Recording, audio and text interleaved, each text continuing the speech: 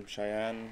I'm doing my PhD with Jeremy, and here I'm gonna talk about my last project that we published last month in Security and Privacy Conference called Cryptojacking. And I'm really happy to be a part of Security Revolution in Montreal. So, what is cryptojacking? Cryptojacking is defined as an invisible use of one's resources to mine cryptocurrency for someone else's profit. I was hoping that till now someone would explain what mining is, but now I have to just give you a small background. So the part that Jeremy was talking about, the voting in blockchain, that is technically mining. That is using a processing power to vote on what is the latest truth on the blockchain. So that's all you need to know, that you need processing power and computation power for mining for this presentation. So Bitcoin uses a mining algorithm called SHA-256, that is proof of work. It's memory, it's a processing power. It requires a lot of processing power, and as Jeremy said, there are now specific chips that uses these there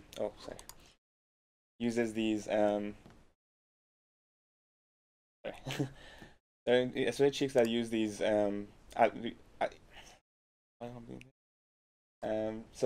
called ASICs, application specific integration circuits, and they are specifically for Bitcoin mining. And they started in 2015. Before that, in 2009, you could actually use a CPU to mine Bitcoin, and it was really cheap mining. And now, so far, because this industry has grown and there's so many investments here, there are like ASIC mining farms and that are using ASIC devices, and the processing power required to mine Bitcoin is has exponentially grew. Here in a specific, I'm going to talk about another cryptocurrency called Monero. That is a privacy preserving cryptocurrency that was launched in 2014. And it uses a mining algorithm called Kryptonite that, compared to Bitcoin, it's more memory intensive, and you can really use GPUs or ASICs to have more processing power. It was made in a more egalitarian mindset to have like more CPUs and more voting powers. So what that means is sorry, I'm gonna take my notes here. So what that means is that it's more decentralized and more people can use their CPUs. What happened in Bitcoin is when the ASICs launched, there was no way to use CPUs to mine Bitcoin anymore. And to put things into perspective, a CPU now would take 425 years to mine a single block in Bitcoin. So for Monero, why is this important? Because Monero uses the CPUs. Now, another concept that I have to talk about before jumping into the actual cryptojacking subject is browser-based mining. And browser-based mining it's the same process as mining, but instead of running the application, you can use a JavaScript code on the browser to mine. And a website can put this code on its source code and uses visitor CPU to mine Bitcoin. It was introduced as an alternative revenue model for websites to replace online ads. And also, there are arguments about this, but it can help to have more decentralization on the cryptocurrency network. The idea started in 2011, really early on, when there was not that high requirement for processing power for Bitcoin. Some projects like Bitcoin Plus, JS Miner, and Minecrunch started early on. Minecrunch was more famous back then because of it was more active on the development side and also the community. And there was another company called Tidbit in 2014.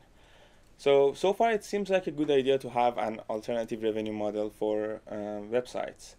But why it didn't work back then?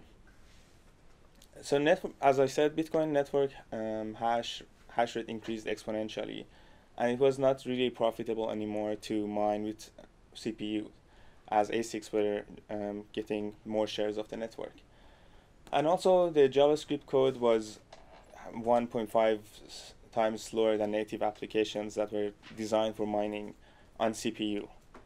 And last but not least, there was a lot of legal issues there, and in New Jersey, the Attorney General office reached a settlement with Tidbit Company to seize their operation, and they actually said no website should tap into one person's computer processing power without clearly notifying the person and giving them the chance to opt out. So this was the state back in 2011 till 2014. Now we see that the browser-based mining is revived. In September 2017, there was this service launched called CoinHive that offered crypto mining on the browser as a service. What they did is they offered a really simple to use and user-friendly API for websites to implement this service. And they also offered CAPTCHA and short link services. We started looking at this service in September, and it was really fascinating to see within the first month, around 1,000 websites in top million websites started using this service, which is a fascinating growth. And there was a backlash about ISPs and ad blockers to block these services, block the specific CoinHive. So there were more copycats appeared right after. That's why the growth kind of slowed down. So basically now the subject that we're talking about here is browser-based cryptojacking, which is in-browser mining without user consent. It's also known as drive-by mining, same as drive-by download for malwares spread over the internet. It was interesting to see on that chart that the interest for CoinHive, which is a service, reached the same point as Monero mining at one point in time, which is by itself is an industry. And some websites started testing these new revenue models, such as the Pirate Bay, Showtime, and UFC.com. However, some of them denied the fact that they implemented this code, and they said that it was third-party services that they had, third-party code that they had on their website. However, as far as user is concerned, they were on that website, and that code was running on their browser. So what happened here? So a lot of hackers started to turn access into money, and there was a lot of interest from gray websites, which I'm gonna explain soon. So cryptojacking is now known as the big cybersecurity threat for 2018, as Yahoo Finance said that, and it was covered by a lot of news agencies, such as Wired, Daily Mail, National Post, and they all talk about as the next cybersecurity threat, which is the cryptojacking. And there is no lack of articles to talk about here. And it's interesting to know that UK is the first country that included cryptojacking in their cybersecurity report this year. And they started talking about it. Maybe because its government websites were attacked in the first wave of such attacks. So talking about what happens here, what is the client impact? So when user goes to such a website that has this script, there is a spike in CPU usage and an increase in fan speed and noise. A lot of scripts are designed to use less CPU processing power, so it can go under the radar and not be detected. But as they have malicious intention, they might just use 100% for more profitability. And there is also a possibility of browser or computer crash because the CPU usage is so high. So we started gathering data and figuring out what is happening over the internet with this phenomenon. We used Census.io BigQuery dataset, which indexes the top 1 million websites every day. And while doing this research, I saw an independent security researcher on Twitter called Troy Morsch that is doing the same research on public www dataset, which indexes 200 million websites. So we started talking, and it was interesting collaboration, and we ended up co-authoring this paper together. And as you can see, we started querying for the JavaScript files that they included in the website to use these services. This is a naive approach to find these scripts and these services, but we got lucky to be the first to look for these, and these services are not really sophisticated yet. But some of them, such as Miner, started using randomized domains and also obfuscation methods to stay under the radar and not to be detected. So this is the first round of analytics that we did in January 2018. CoinHive was the first and the lead in the market with 92% of the market, and had around 30,000 websites using their code. And on the rest of the 8%, JS, eCoin, and CryptoLoot were following after. And we did this analytic again in April 2018. There was a six-fold increase in the number of websites using these scripts. But it was interesting that because CoinHive was really popular, a lot of ISPs and ad blockers started to blacklist their domain. And what happened is there are more CryptoCats of such services getting more famous. And DeepMiner didn't exist 2 months before that, and they're now one of the most famous ones because they use a lot of randomized domains and obfuscation methods to stay undetected, and they can really blacklist them easily. It's a cat and mouse game, basically. So while doing this research, we categorized all the CoinHive users, and we reached out to the top campaign, and it was for a park domain service, and the webmaster agreed to collaborate with us, and he said that he doesn't have any malicious intentions, and he was just testing a new revenue model. So park domains are basically the domains that are not linked to any host or any websites. So they don't have recurring users. So our experiment was on 11,000 park domains over 3 months, and around 100,000 user sessions with the average of 24 seconds per session. It was interesting to see the revenue of that was around 0.02 Monero, which is worth around $8, which is basically nothing for the server costs. But it also depends on when you convert that currency to fiat currency. So what we learned there was that it's more profitable on long sessions, such as streaming websites, and it's still not really significant compared to online advertisements. So we started to categorize the threat models and how this code can be injected. So one would be webmaster initiated, that webmaster added this code to their website for a new revenue model or to remove ads or premium content. We've seen some websites that were banned from official revenue models using these codes to have a revenue model and earn money. The other thing that we've seen is the third-party services, such as Google Tag Manager code injection.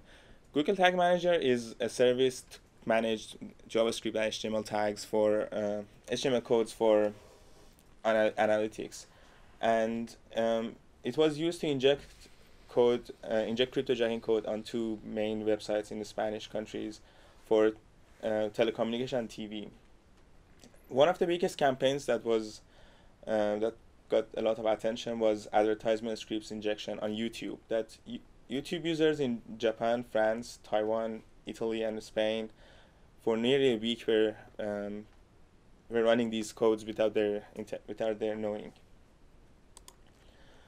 As our focus is on browsers, we also included browser extensions, which one of the examples is Archive Poster, which has like more than 100,000 users, was infected with such a script. There has been more breaches that infected a lot of websites. Like Live Help Now is the chat services that you'll see on a lot of websites, that there's a chat box you can talk.